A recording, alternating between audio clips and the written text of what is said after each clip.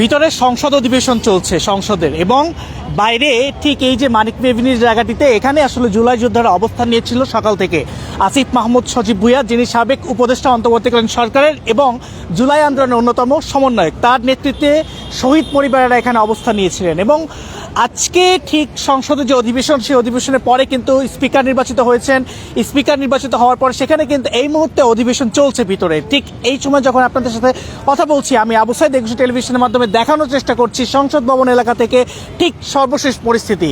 অধিবেশনকে ঘিরে আসলে গত কয়েকদিন ধরে সরকার নির্বাচিত হওয়ার পরেই কিন্তু আসলে মানুষের বহুল প্রতীক্ষিত আক্ষেপ ছিল, বা মানুষের দেখার যে তাদের যে আশা ছিল যে আসলে এই অধিবেশনে কি হতে চলেছে।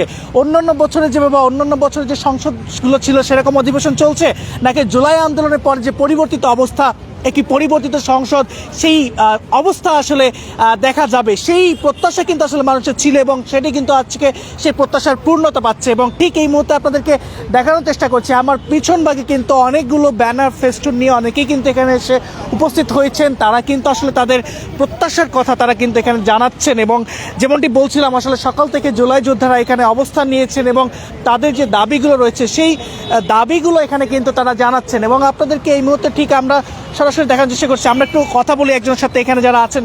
আপনারা কখন থেকে অবস্থান নিয়েছেন এবং কি কি কারণে আসলে অবস্থান নিয়েছিলেন? যে আমি 12টা থেকে এখানে অবস্থান নিচ্ছি।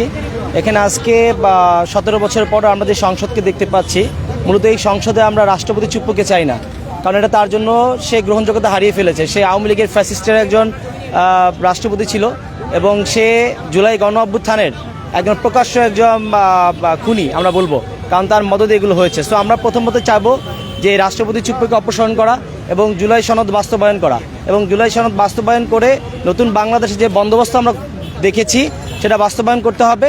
এবং আজকে আপনাদের কর্মসূচি আসলে শেষ কিনা? না, আমাদের কর্মসূচি এখন আপাতত শেষ আলহামদুলিল্লাহ। তবে আমাদের কর্মসূচি শেষ বলতে কোনো কথা নাই। আমরা চাচ্ছি বাংলাদেশ বিনির্মাণে প্রত্যেকটা ভুলের বিপরীতে গিয়ে আমরা এই সরকারকে প্রশ্নবিদ্ধ করতে চাই এবং ভালো কাজের সাথে থাকতে চাই, এবং যে অন্যায় করবে তার সাথে প্রতিশ্রুতিবদ্ধভাবে আমরা প্রতিবাদ করতে চাই। যেমনটি শুনছিলেন আসলে দর্শক, যে তারা আসলে সরকারের যেসব ভুল ত্রুটি আছে সেইগুলোকে তারা কিন্তু আসলে ধরিয়ে দিতে চান, এবং তারা যেভাবে জুলাই আন্দোলন করেছিলেন, যে প্রত্যাশা নিয়ে জুলাই আন্দোলন করেছিলেন, সেই প্রত্যাশার জায়গা থেকে কিন্তু আসলে তাদের যে আজকের এই অবস্থান, সেই অবস্থান। এবং আমরা এখানে দেখতে পাচ্ছি আসলে নানা ধরনের ব্যানার ফেস্টুন কিন্তু এখানে রয়েছে। যেমন আমরা যেমন দেখতে পাচ্ছি এই মুহূর্তে ঠিক সংবিধান সংস্কার পরিষদের শপথ নিয়ে গণভোট অনুযায়ী সংস্কার বাস্তবায়ন করতে হবে। যেমনটি জানেন দর্শক, আসলে বিএনপি সরকার গঠন করার পর থেকে কিন্তু যে দুটি শপথ নেওয়ার কথা ছিল, সেই শপথ না নিয়ে তারা কিন্তু একটি শপথ নিয়েছেন, এবং যেটি সংবিধান সংস্কার পরিষদের যে শপথটি রয়েছে সেই শপথটি তারা নেননি, যার ফলে কিন্তু আসলে জুলাই আন্দোলন যারা করেছিলেন তাদের মধ্যে কিন্তু একটা মিশ্র প্রতিক্রিয়া তৈরি হয়েছে, এবং সেই যে দাবি, সেই দাবি কিন্তু তারা করেছেন যেন সংবিধান সংস্কার পরিষদের যে শপথ রয়েছে সেই শপথ যেন তারা নেন। এছাড়াও কিন্তু দেখছি এখানে যে জুলাই গণহত্যার বিচার করতে হবে, অর্থাৎ যে 5 আগস্ট 2024 সালের 5 আগস্ট পরবর্তী সময় যে জুলাই আন্দোলন হয়েছিল, সেই জুলাই আন্দোলনে কিন্তু আসলে যে মানুষ যারা মারা গিয়েছেন বা শহীদ হয়েছেন তাদের যে বিচার, সেই বিচার কিন্তু নিশ্চিত করতে হবে। পাশাপাশি সংবিধান সংস্কার পরিষদের শপথ নিয়ে গণভোট অনুযায়ী সংস্কার বাস্তবায়ন করতে হবে, এবং বর্তমান যে সরকার আছে তাকে কিন্তু সংস্কারের যে শপথ রয়েছে সেই শপথ নিয়ে কিন্তু আসলে যে সংস্কার, সেই সংস্কার প্রস্তাব কিন্তু বাস্তবায়ন করতে হবে।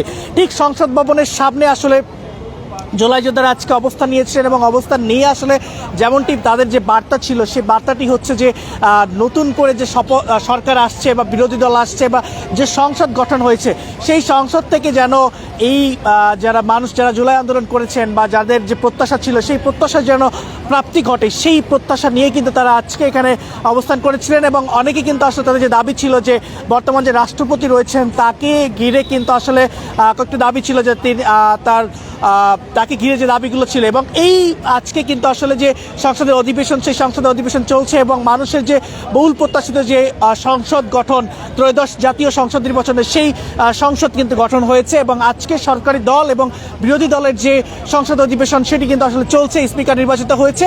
এখন আসলে মানুষের মধ্যে প্রশ্ন যে মানুষের যে প্রাপ্তি ছিল, যে প্রত্যাশা ছিল, সেই প্রত্যাশা নিয়ে আসলে আন্দোলন করেছিল, সেটি আসলে বাস্তবায়ন হবে কিনা, সেই প্রশ্ন কিন্তু জনমানুষের।